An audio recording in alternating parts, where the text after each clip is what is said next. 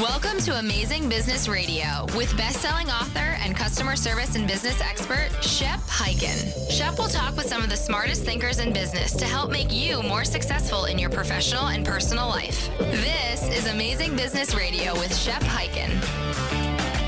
Hello, everybody. It's Shep Hyken here, back with another episode of Amazing Business Radio. I'm very excited that this episode features Ray Titus, CEO of United Franchise Group, one of the global leaders in franchising with over 1,800 franchises in more than 80 countries. Lots of different brands that he represents, everything from marketing to food to consulting. We're going to learn about that. More importantly, I want to know the customer service and experience lessons we can learn from being in so many different types of businesses. Do they scale out? What are the commonalities? Anyway, lots to talk about with Mr. Ray Titus. Before we get into that, a quick announcement. If you have a story that you want to share with me or a question that you'd like to ask and have me answer, just reach out to any social channel and I am there. And you can find me like Twitter, Facebook, well, not Twitter, X now, formerly known as Twitter, Facebook, Instagram, LinkedIn, et cetera, et cetera. If it is a question, use the hashtag #AskShep. I'll answer the question that you send in right there. I'll answer it on the show, or perhaps I will answer it in my newsletter, the Shepherd Letter. And you can subscribe to that Shepherd Letter at no charge. It's a newsletter that comes out every week with a short tip as well as a fun cartoon. And I'll answer your question perhaps there. And if you are on my website, which is hyken.com, where you would subscribe to the newsletter, you can also download it no charge and without even giving me your email address, my annual customer service and experience research. Lots of interesting stats and facts. All right, it's time to talk with Ray Titus, CEO of United Franchise Group. Ray, welcome to the show. Well, thank you for having me, Shep. And I'm excited because I did not realize till I was doing my homework. I look back at well over 10 years ago, we worked together, and that was back at one of your annual franchise conferences where you had 4 different franchise organizations that fell under the United Franchise Group. I had no idea. And then as we were prepping just to get ready for now, you said, yeah, I was the MC. I introduced you. Well, I apologize. Your hair was darker, and I actually had hair back then. Well, both those statements are true. We had a great conference and you did a wonderful job back then. So I'll refresh your memory a little bit on that. But you did really well with the group and different franchise owners from, as you said, at that time, it was 4 different brands. And today it's 11 brands with 10 franchise brands and 1 consulting company. Yeah, and that consulting company is fascinating because what you do is you take an entrepreneur that has a great concept and you turn that entrepreneur into a franchisor. And then they will then have franchisees. I just think so. That's right. You're building the love and spreading the wealth of information. And franchising is a really unique concept in the sense that you're putting entrepreneurs who want to get into a business in business, but there's some really specific guidelines. And I'd like to start, off with how you manage customer service. And by the way, just to give the audience a flavor of some of the franchise organizations that Cannoli Kitchen Pizza, obviously a restaurant, the Great Greek Grill, another restaurant. But then we jump over to the ones I remember like Signorama. Okay, that's Sign, and then you've got a merchandise like sweatshirts and hats and Fully Promoted. As I look at the list, so you've got these really unique. You've got office space type businesses, and I look at this and I go, wow, these are so vastly different, and they fall into basically it looks like 4 buckets, and so. Yeah, I just got to wonder what made you decide. And I remember back in the day, there were 3 that were tied together. There was Signorama. You had the promotional products group, which was it called Fully Promoted back then? It was Embroid Me, which we changed our name to Fully Promoted. You had another one tied to that, some type of promotional type of a business. And then you had this meeting conference planning type of business. Yes. Yeah. And I thought to myself, what's that one doing in there? Well, that one got sold.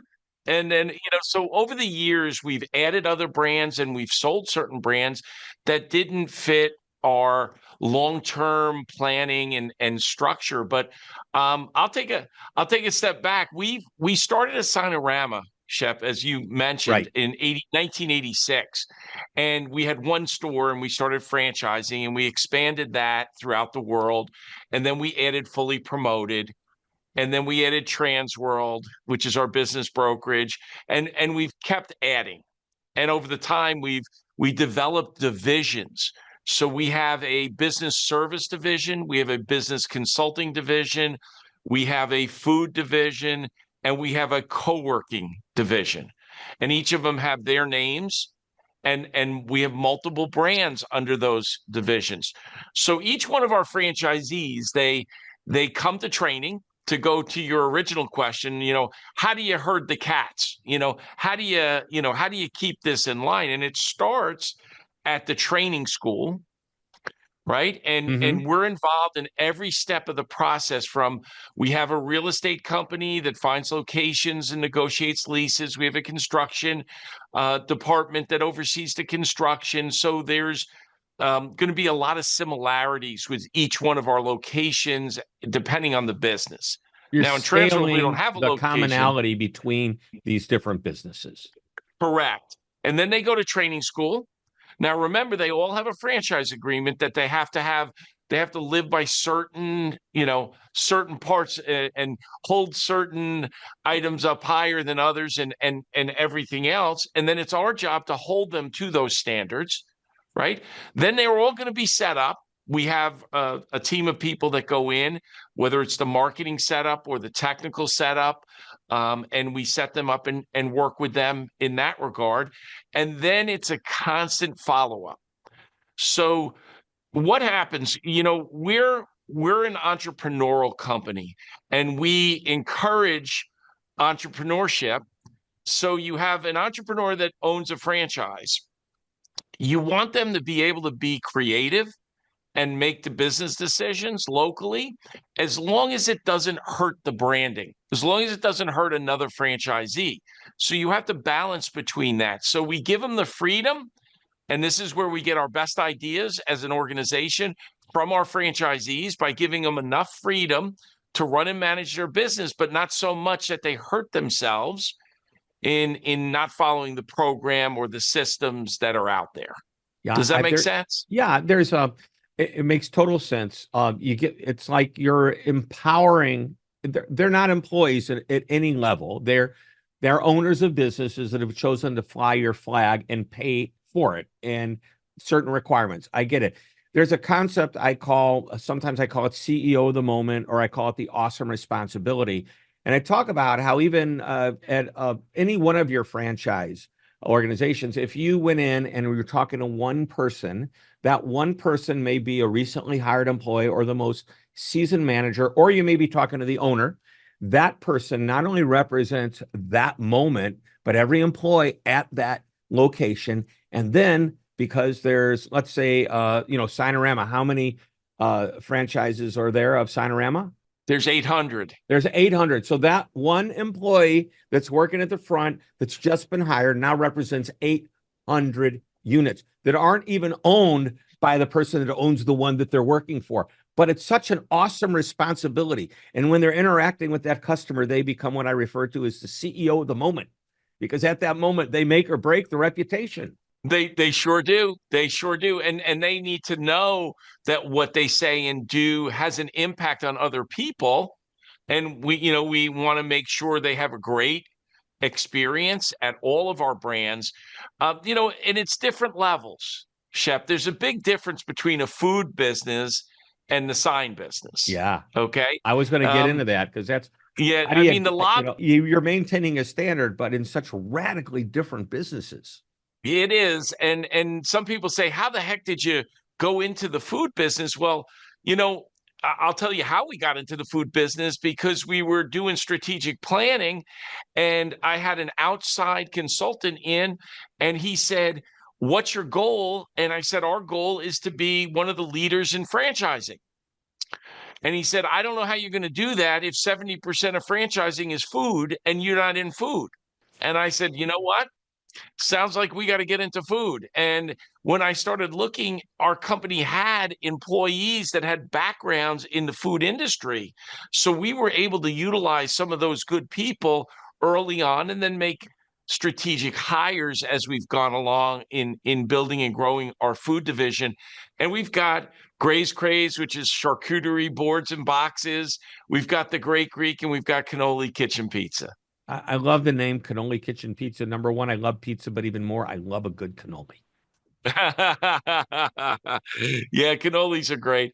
But as we built up the business, we've developed these divisions, and the divisions are under United Franchise Group, and each one of the brands has a president. They have a VP of ops. They have their team. So if it's facing the franchisee, it's in their brand. If it's something behind the scenes, it could be UFG employees that are doing things. We have shared services that provide support for each one of the brands behind them, whether it's accounting or legal, or the front receptionist is a shared service here, as I am. The C-suite at the organization is a shared service with all of our brands. Right. That's brilliant. That's brilliant. So I have to wonder, is there a minimum acceptable standard of a level of service in order to maintain? I'm looking for, it's about consistency for me. This is what I want to go with. Now, you've got a sign company, you've got a consulting company, you've got a food restaurant type company, and all of them are radically different. But in order to get the reputation that United Franchise Group wants, I would imagine there is a level of service, no matter what type of business you have, that needs to be maintained. And yes. Are there such dramatic differences from one industry to the next? Well, there are some differences. I mean, look, if you go into a Signorama, it's very important that the lobby area is organized, clean, and usable for customers and for us to service customers. But if you go in the back rooms, some of that can be, they've got painting, and they're doing all kinds of things that, they're making signs. Mm-hmm. And so it's a different thing. In the food business, everything has to be clean. The kitchen, the bathroom, everything has a different standard of cleanliness. So I think each business has different levels of that. There are some basic bottom line service, like for instance, how you greet customers, or how you answer the phone, how quickly you return phone calls. These are all things that would be standardized, right? I mean, it's got to be timely. It's got to be done the same day. I return all my emails and phone calls the same day. Yeah. And I expect our franchise owners to do exactly the same. Yeah. So there are standards, right? SLAs. Yeah, there are standards in service and those kinds of things.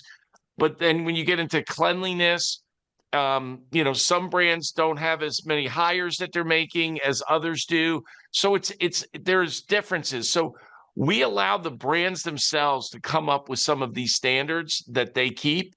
And it's worked out really, really well because, again, that's feedback to the franchise owners. Now, we are a family-run business, Shep.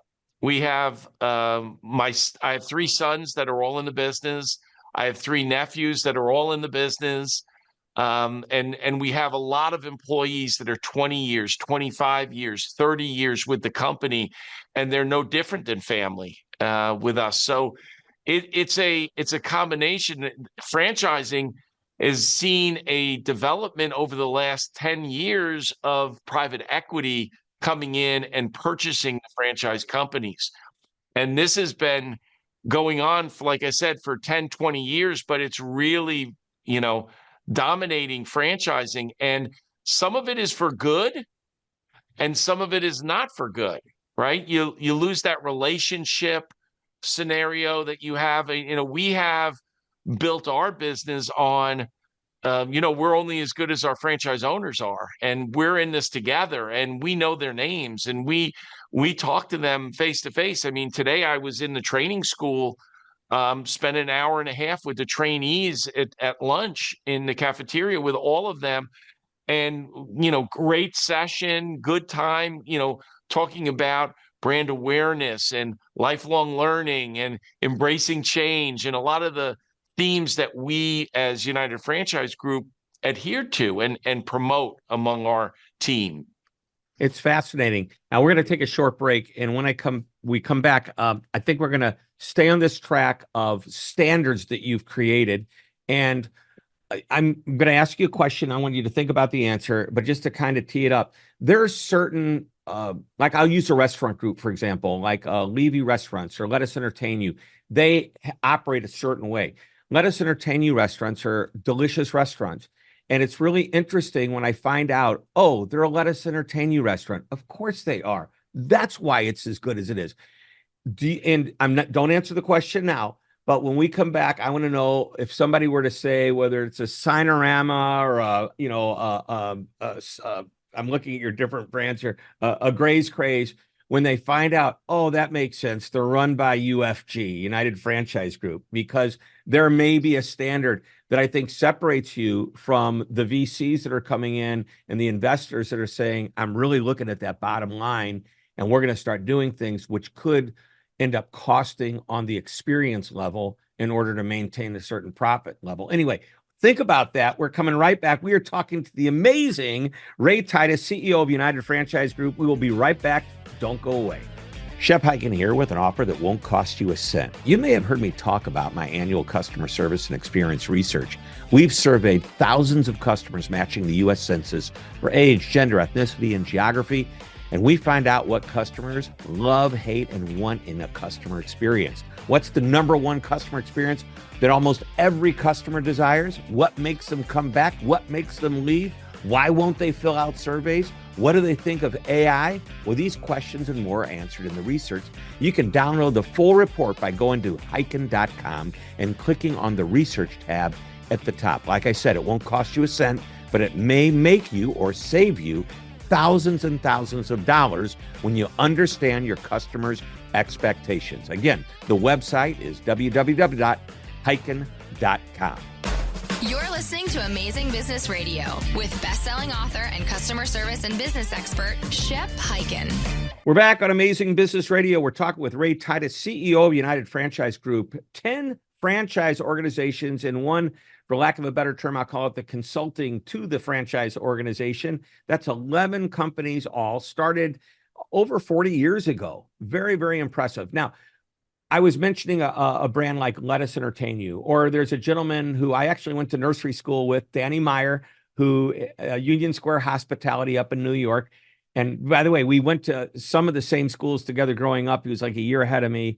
And I mentioned this to you at the break that he went to the smart school.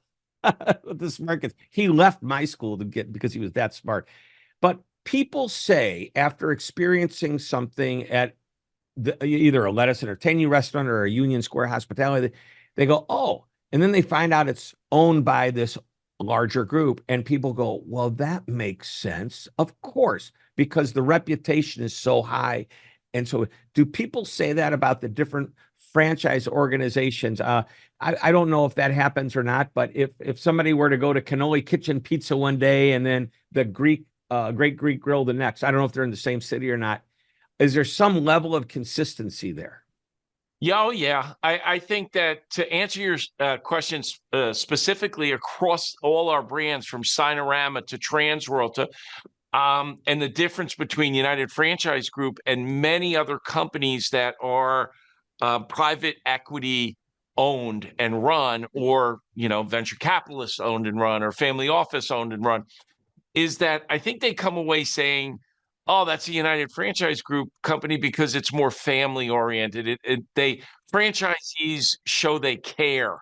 They really care about their customers and doing a great job for them at a much higher level, I think, than those other companies that they may lose sight because they're so focused on just the bottom line and not, the service of the customer to the right, for the right reasons. And it's funny you mentioned that Danny Myers, because a book that I gave out was Unreasonable Hospitality by Will book. Guidara, who worked and started with, or I don't know if he started there, but he really cut his teeth on the Union Square Hospitality. He did, and that's a great book, and we got a lot out of that as far as our board learning from that. But my biggest takeaway there was that they were dreaming so big they wanted to be the world's #1 restaurant. Yep.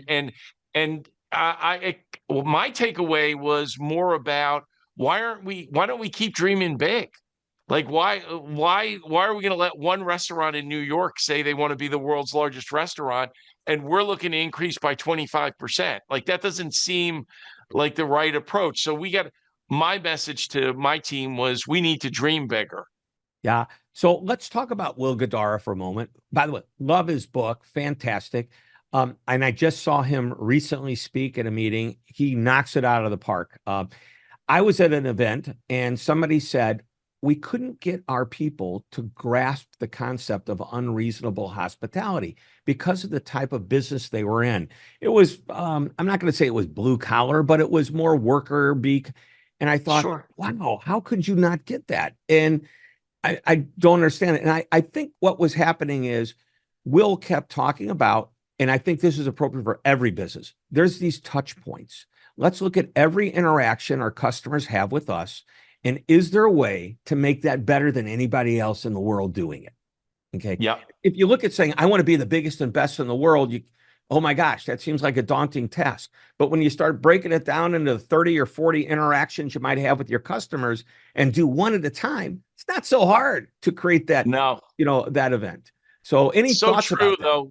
We got a lot out of that book. It was a great book. And we learned a lot about hospitality, but it's not just for restaurants. It's for, like you said, it's for every business out there. I think there's some good messages that you can gain. And in our business, in franchising, it was, I think, very appropriate, in making those experiences special. And so I got a lot out of that book. I thought it was real good. All right, so we're going to flip to your training, which you said you spent some time with the, I guess, new franchisees that are in and learning whatever the organization that they've decided to buy into.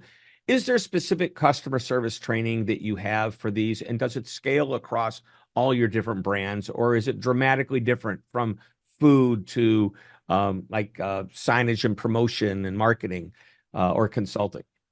I have to answer that question. Yes, Shep. I have to say. Thanks. Okay. Let's move on to the next question then. No. I'd say it's both, because there's a standard. Like we'll have our 6 keys to success, and there's a standard there. But then we break up into each individual brand, and they go further into detail, whether it's the food business or our trans-rural business, or our exit factor, which is preparing businesses to sell them, business that we have. So in our consulting area, so each one's a little different. So the answer is yes, there's a standard, but then there's also specific items that they cover individually. Right. So you talk about these 6 keys. Can you share them with us? Well, yeah. I mean, we have all of them, that we have: community involvement, quality, service. We have a direct marketing component of that as you go through. And, there's a part of it that says become the most popular person in your town. Whether that's through charitable giving and on little leagues, or, get out there, join the clubs and organizations, which is another one of the keys, right? So there's advertising, and I think that's all 6 of them. Yep. But that you have to be consistent with each one of these areas, and we go through how to go about that and how to do it the right way. So every one of those works for any type of business. And then you get definitive with each type of business and really get more, you go from a macro to a micro level, which exactly. And you go more in depth, because the food is different than the consulting, and then the business services is different. Then, each one's a little different, and co-working is different. I don't want to miss something you just said, which may be, to me, one of the most important concepts you talked about in our interview today. And that is to be the most popular person in your town or in your area. I'm writing this one down, and I think that's phenomenal. I remember I did a book titled The Amazement. I should remember this. I'm going to look over there. Amaze every. I have the Amazement Revolution, be amazing, but this is amaze every customer every time. And I used a single company throughout the entire book. It's not about them, but it's a great case study because they encompass a lot of what you're talking about, and that's Ace Hardware. Everybody knows what Ace Hardware is. Now, they're not a franchise organization, but they kind of operate with individual owners. They're a co-op. And one of the things they had to do when Home Depot and Lowe's and Menards and all these huge big box stores moved in, some of them would move directly next door to a little tiny Ace Hardware, 11,000, 12,000 square feet versus 100,000 square feet and maybe 150,000. And then their advertising spend at these big box stores was 30 times more. There was one particular gentleman I interviewed who owned one store who he says, I live in the shadow of a Home Depot because when the sun hits over my next door neighbor, Home Depot, I'm in their shadow. And I said, what did you do? Like, how do you advertise and compete? He goes, we stopped all traditional advertising and we went 100% to getting our names on the back of the little kids' baseball jerseys and donating to the school dance or the church function. And we became, to your point, the most admired and loved person in the community. There was an Ace Hardware that burnt down in a fire, and the community came out and literally had a mourning for it. And I mean, how does that happen in a hardware store? And it sounds to me that's exactly the kind of love that you're trying to create within the communities where your franchisees are. Yeah, I think that's perfect. That's exactly guerrilla marketing, local promotion, and social media, and everything that we do as a company with our franchise owners. And so our franchise owners are the local entrepreneurs. So they make business decisions. They work with their customers on a regular basis.